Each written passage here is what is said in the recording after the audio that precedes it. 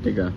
PKN adalah singkatan dari Pendidikan Kewarganegaraan, di mana ini menjadi materi di sekolah-sekolah atau di kuliah atau di kampus-kampus, bahkan untuk meningkatkan kecintaan kita terhadap negara kita. PKN mengajarkan nilai-nilai Pancasila, nilai-nilai Undang-Undang Dasar, Bhinneka Tunggal Ika, dan Negara Kesatuan Republik Indonesia. PKN juga mempromosikan untuk kita meningkatkan kesadaran kita akan kita sebagai warga Indonesia. Terus PKN juga meningkatkan nilai-nilai sikap kritis, rasional, dan kreatif dalam menghadapi masalah-masalah sosial di Indonesia. Sedangkan deradikalisasi adalah proses yang bertujuan untuk mengubah pola pemikiran sekelompok orang atau kelompok, bahkan itu untuk mengubah pemikiran yang telah terpapar oleh ideologi-ideologi ekstremis guna bisa kembali ke ideologi-ideologi yang normal atau yang baik. PKN dan deradikalisasi adalah dua hal yang saling berkaitan atau bisa saling menguntungkan.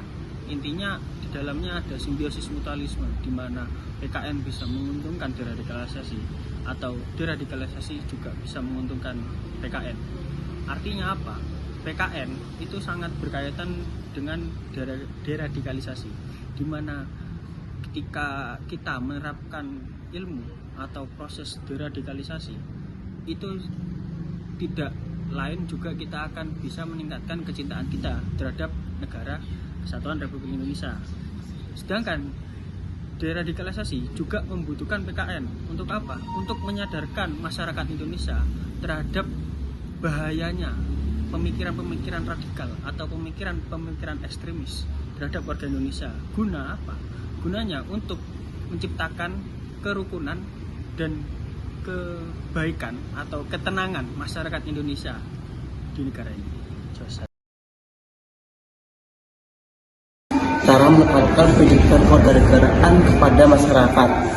Nah, yang pertama itu integrasi kurikulum. Mengintegrasikan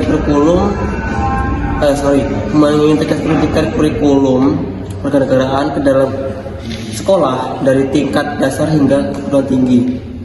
Yang kedua itu pelatihan guru, melatih guru untuk mengajarkan pendidikan kewarganegaraan dengan metode yang efisien atau menarik. Lalu yang ketiga itu program komunitas, mengadakan program pendidikan kewarganegaraan dengan metode yang menarik melalui kerjasama dengan lembaga swadaya masyarakat dan pemerintah daerah dan sebagainya itu. Lalu yang keempat itu media sosial dan kampanye, memanfaatkan media sosial dan kampanye publik untuk menyebarkan informasi dan mengedukasi masyarakat tentang pentingnya kewarganegaraan yang baik.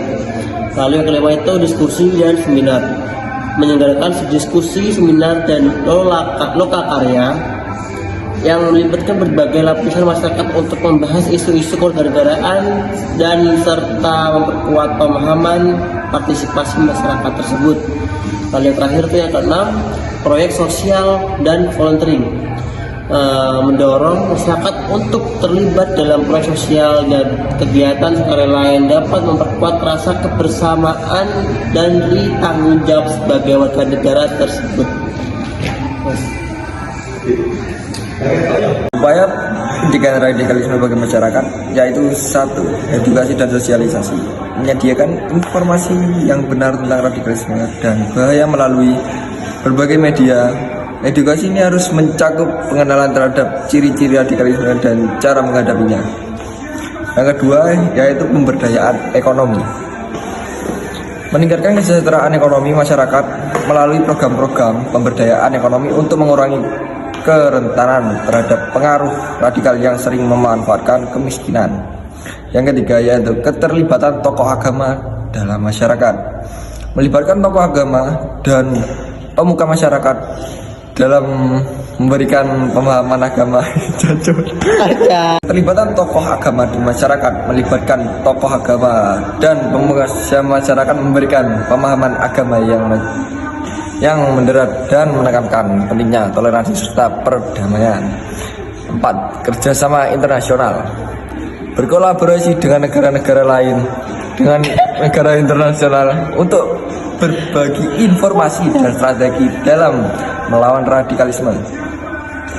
Penegakan hukum, meningkatkan kapasitas penegakan hukum dan mendeteksi, mencegah, menindak aktivitas radikal sebelum memeriksa berwenang-wenang menjadi yang lebih besar. Mati ya itu. Ini yang paling penting, program deradikalisasi. Menyediakan program deradikalisasi yang komprehensif bagi individu yang telah berpengaruh teknologi radikal, termasuk radikal rehabilitasi sosial, konseling psikologis, dan pemilihan keterampilan. Sekian dari saya. Kesimpulannya adalah pendidikan kewarganegaraan dan pencegahan deradikalisasi adalah dua aspek yang penting karena saling terkait dalam pembangunan masyarakat dan keharmonisan. Dengan menekankan pendidikan kewarganegaraan dan deradikalisasi, pencegahan deradikalisasi, kita dapat menciptakan negara yang baik dan taat akan hukum dan memiliki nilai-nilai moral, demokrasi, dan toleransi. Sekian, terima kasih.